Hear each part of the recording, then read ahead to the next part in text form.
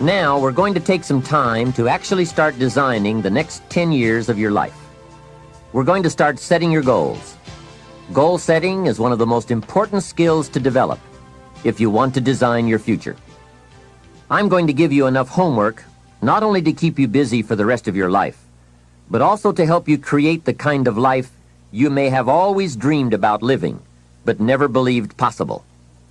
So let's get on with it. The sooner you exert the discipline, the sooner you will be enjoying the results. Once the results start to come, believe me, you won't mind the hard work and discipline it's going to take. Now, get a sheet of paper, and at the top of it, write the words, long-range goals. I'm going to ask you some questions, and I want you to jot down the answers. If you don't have paper and pen handy, follow along with me now anyway, just listening. Then, later, listen again when you can write down your ideas. After I've asked the questions, which is the first part of this exercise, you can stop the tape and work on your answers. All right, let's start this exercise. The basic question you are going to answer is, what do I want within the next 1 to 10 years? I want you to take about 12 to 15 minutes and make a list of at least 50 things you want within the next 1 to 10 years. These are long-range goals. To help you get started with your list, consider these questions. What do I want to do? What do I want to see? What do I want to be? What do I want to have? Where do I want to go? And what would I like to share? Now, with these thought-starter questions in mind, answer the basic question. What do I want within the next 1 to 10 years? See how many things you can write down. At this point, don't take the time to describe in detail everything you want. This is the time for you to let your thoughts pour, to write fast and to abbreviate. For example, if you just write down 380, you'll know what that means. You don't have to describe the color and the interior of the car. You'll do that later in this exercise. I want you now just to abbreviate and write fast.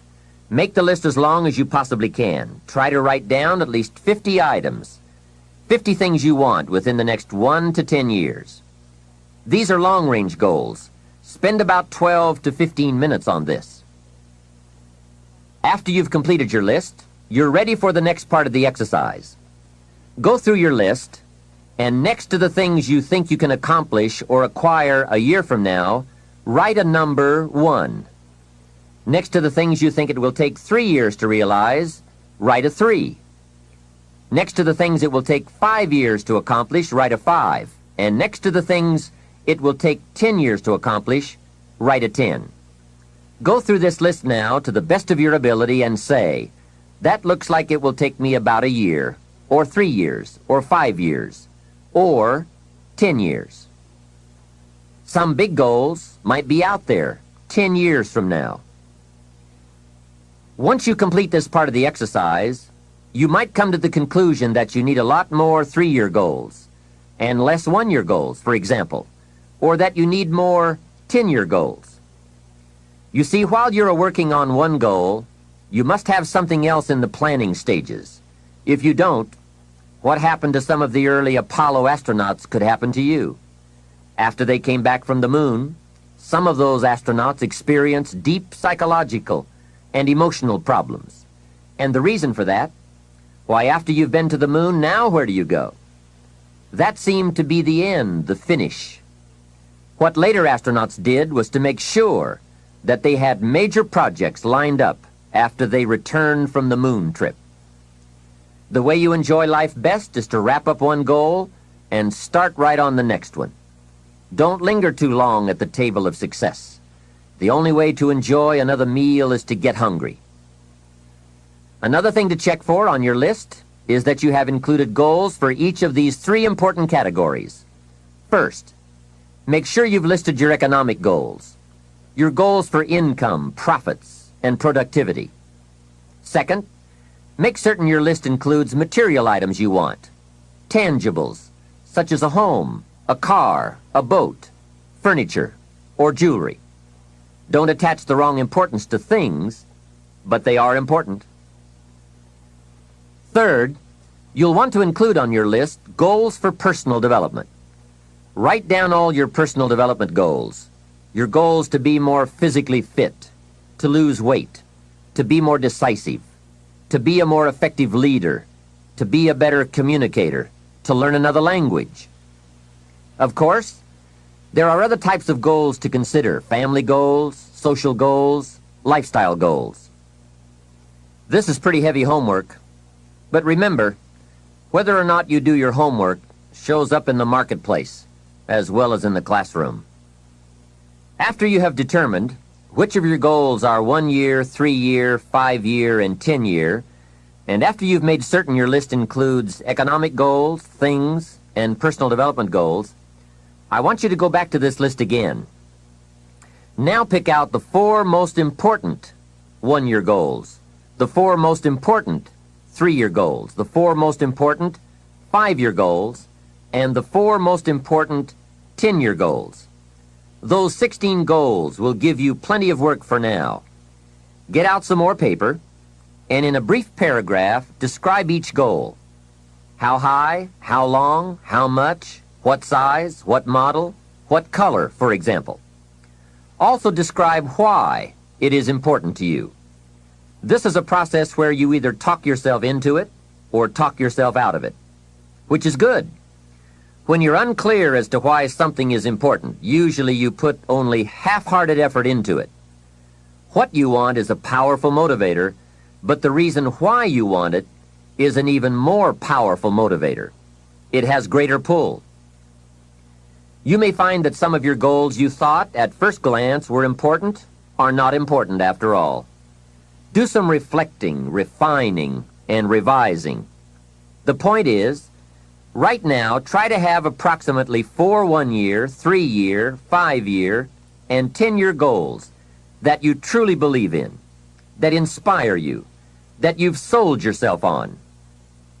When these goals and the reasons you want to obtain them are each clearly described in a brief paragraph, transfer this information to a journal or some type of notebook that you can carry with you easily and refer to often.